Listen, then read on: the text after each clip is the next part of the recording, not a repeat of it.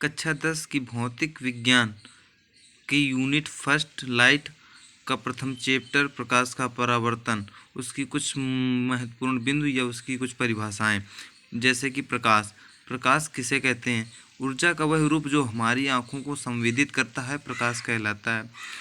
प्रकाश का परावर्तन किसे कहते हैं? जब प्रकाश किसी चिकने या पालिशदार तल पर गिरता है तो उसका अधिकांश भाग वापस लौट जाता है। प्रकाश के चिकने तल से टकराकर लौटने की इस प्रक्रिया को प्रकाश का परावर्तन कहते हैं। प्रकाश किरण क्या है? प्रकाश के चिकने के पथ को प्रकाश किरण कहते हैं। प्रकाश के चलने के पथ को प्रकाश किरण कहते हैं। प्रकाशपुंज क्या है? प्रदीप्त वस्तु से अनेक प्रकाश किरणें निकलती हैं। इन प्रकाश किरणों के समूह को प्रकाशपुंज कहते हैं। आपतित किरण क्या है? किसी दर्पण पर आकर टकराने वाली किरण को आपतित किरण कहते हैं। परावर्तित किरण किसे कहते हैं? दर्पण से टकराकर लौटने वाली किरण को परावर्तित किरण कहते हैं। परावर्तन के नियम क्या हैं? परावर्तन के 2 नियम हैं। नंबर 1, आपतित किरण आपतन बिंदु पर अभिलंब तथा परावर्तित किरण तीनों एक ही तल में होते हैं। नंबर 2, परावर्तन कोण सदैव आपतन कोण के बराबर होता है। दर्पण क्या है? एक उच्च चिकनी पालिशदार सतह को दर्पण कहते हैं। दर्पण 2 प्रकार के होते हैं, समतल दर्पण और गोलीय दर्पण।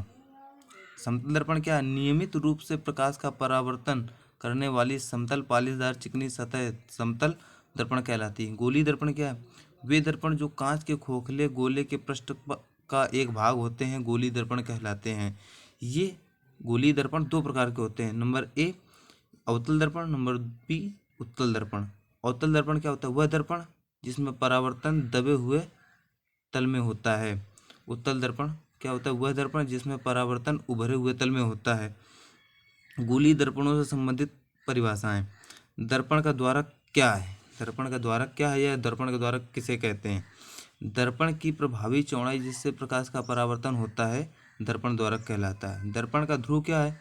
दर्पण के परावर्तक तल के मध्य बिंदु को ध्रुव कहते हैं।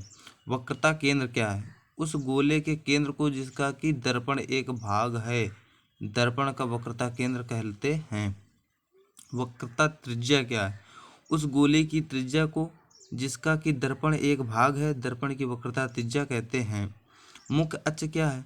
दर्पण के ध्रुव तथा वक्रता केंद्र को मिलाने वाली रेखा को दर्पण का मुख्य अक्ष कहते हैं। मुख्य फोकस या फोकस किसे कहते हैं? दर्पण के मुख्य अक्ष के समांतर आपतित किरणें दर्पण से परावर्तन के पश्चात मुख्य अक्ष के जिस बिंदु पर मिलती हैं या मिलती हुई प्रतीत होती हैं उस बिंदु को फोकस कहते हैं। अरे फोकस दूरी क्या है? दर्पण के ध्रुव से मुख्य फोकस तक की दूरी को दर्पण की फोकस दूरी कहते हैं। F बराबर R/2 होता है। फोकस तल क्या है? वह तल जो मुख्य फोकस से होकर जाता है तथा मुख्य अक्ष के लंबवत होता है फोकस तल कहलाता है। प्रतिबिंब क्या है? वस्तु के किसी बिंदु से जाने वाली प्रकाश किरणें परावर्तन के पश्चात किसी दूसरे बिंदु पर जाकर मिले या आती हुई प्रतीत हों तो दूसरे बिंदु को पहले बिंदु का प्रतिबिंब कहते हैं। ये 2 प्रकार के होते हैं, वास्तविक प्रतिबिंब और आभासी प्रतिबिंब। वास्तविक प्रतिबिंब क्या होता है?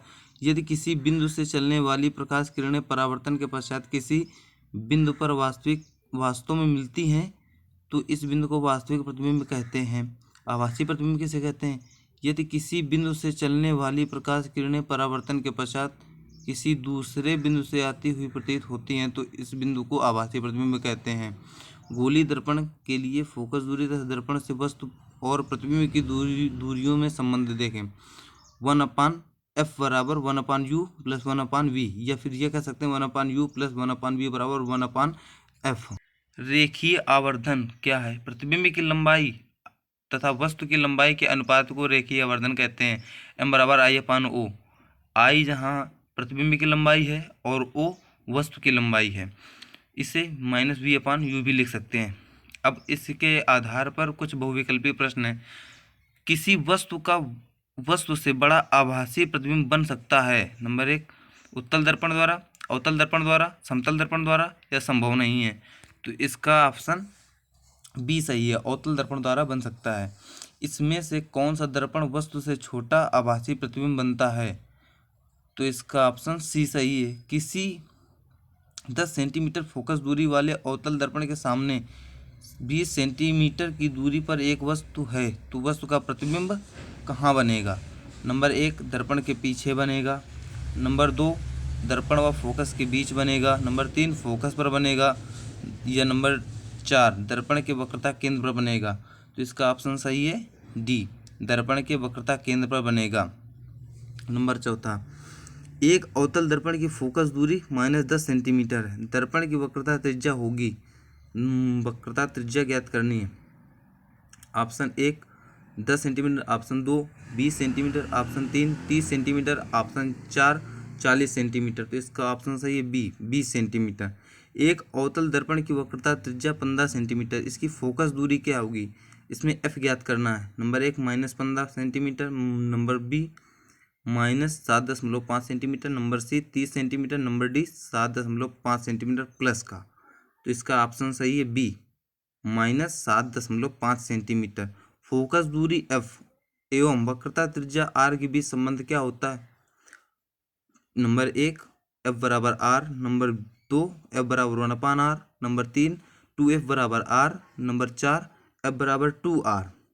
इसका ऑप्शन सही है सी 2f बराबर आर, क्योंकि यहाँ पर अगर देखोगे तो f बराबर r/2 होता है। समतल दर्पण की फोकस दूरी क्या होती है?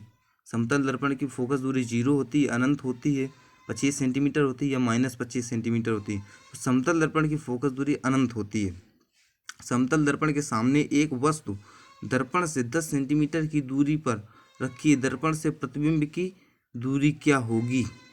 Number 1 5 centimetre, number 2 10 centimetre, number 3 20 centimetre, number 4 0 centimetre. तो इसका ऑप्शन सही है बी 10 सेंटीमीटर। उत्तल दर्पण के सामने रखी वस्तु का प्रतिबिंब बनता है नंबर 1 वस्तु की स्थिति पर ही, नंबर 2 दर्पण के सामने वस्तु की स्थिति से दोगुनी दूरी पर, नंबर 3 दर्पण के सामने वस्तु की स्थिति से आधी दूरी पर, या फिर दर्पण के पीछे बनता है। तो इसका ऑप्शन सही है उत्तल दर्पण के सामने रखी वस्तु का प्रतिबिंब दर्पण के सदैव पीछे बनता है। नंबर 10 15 सेंटीमीटर फोकस दूरी के अवतल दर्पण के सामने 45 सेंटीमीटर की दूरी पर एक वस्तु रखी है, इसका प्रतिबिंब बनेगा वास्तविक उल्टा छोटा, ऑप्शन 2 वास्तविक सीधा बड़ा, ऑप्शन 3 आभासी उल्टा या बड़ा, नंबर 4 आभासी सीधा या बड़ा। तो इसका ऑप्शन सही है ए वास्तविक उल्टा छोटा। अगला वीडियो बाद में लोड करेंगे।